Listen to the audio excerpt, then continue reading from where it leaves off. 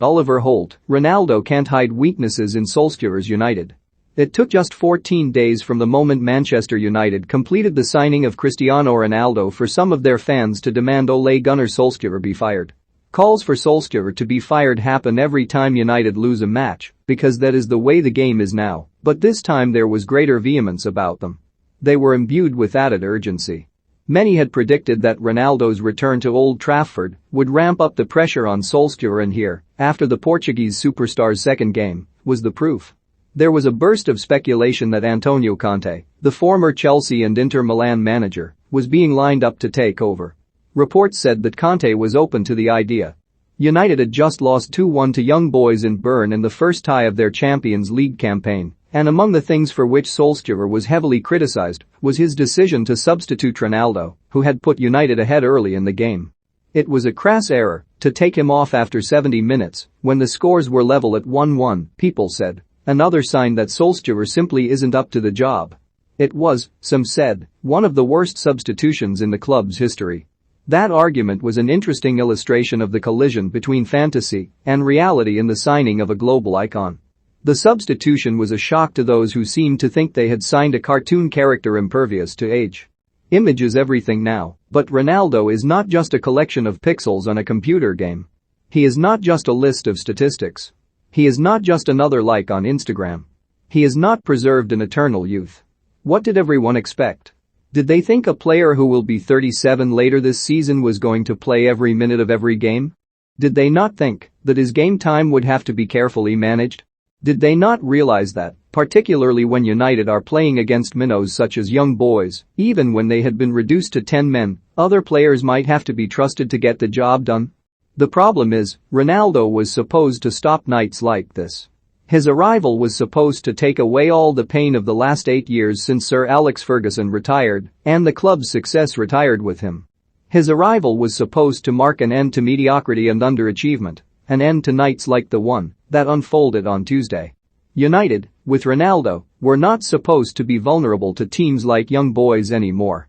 And so the defeat, even taking into account the dismissal of Aaron Wan-Bissaka 10 minutes before halftime, was a reality check. After the euphoria of Ronaldo's 2-goal debut against a struggling Newcastle team last Saturday, this was a reminder that United have strengthened their team in an area that didn't need strengthening and neglected areas of weakness that remain. Ronaldo's a luxury buy. He's the icing on a cake that hasn't been baked yet. And if there is a legitimate argument to suggest that his presence and his work ethic and his record in the game will be an inspiration to the fine young players around him at Old Trafford, there are already worrying signs that United are being recast as a one-man team. Ronaldo is substituted, therefore United lose. Really? That kind of reasoning suggests Solskjaer's side are still at such a fragile stage of their development that they fall apart when their newest superstar is withdrawn. It suggests that the psyche of the team is still not what it should be if they have genuine aspirations of challenging for the Premier League and the Champions League this season. Ronaldo is a powerful symbol of past glories at United. That, more than anything, is why there has been so much fervor surrounding his return.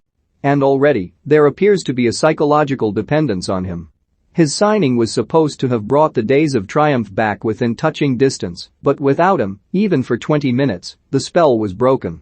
Part of the problem for Solskjaer is that players such as Ronaldo and Lionel Messi, who made an unremarkable Champions League debut for PSG last week, have such huge and devoted and unquestioning social media followings that an air of infallibility has grown up around them.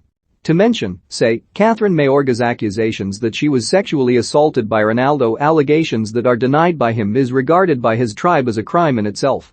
To question him, even in milder ways, invites opprobrium.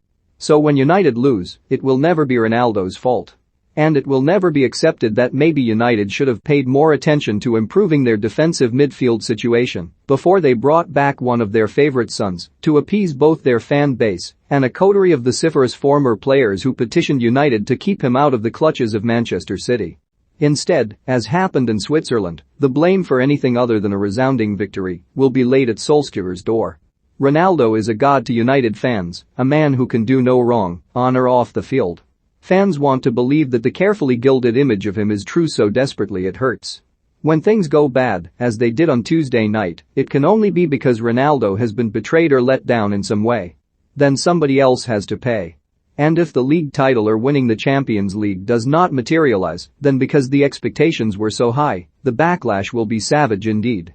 Raducanu's Spodhi discussion is tiresome. The obsession with presenting the BBC Sports Personality of the Year award as a stamp of greatness became boring a long time ago, but it reached new levels of strangeness in the wake of Emma Raducanu winning the US Open last Saturday. Raducanu's victory was one of the most stunning triumphs in the history of British sport, but barely had her final ace hurdled past Leylah Fernandez than her win was being cast merely as a passport to winning Spodhi. Spodhi is actually a symbol of many of the BBC's shortcomings. It would have been nice if the corporation had actually broadcast some of the live tennis from Flushing Meadows rather than jumping on it as an excuse to plug a self-regarding, smug BBC beauty pageant.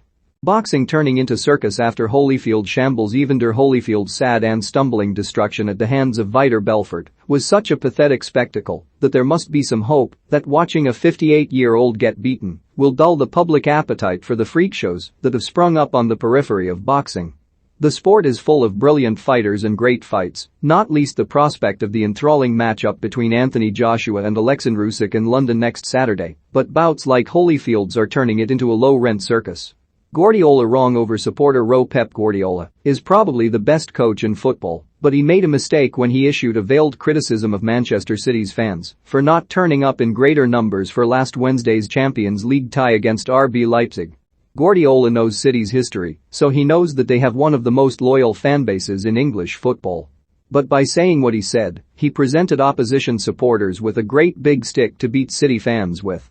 It will be wielded with glee for years to come.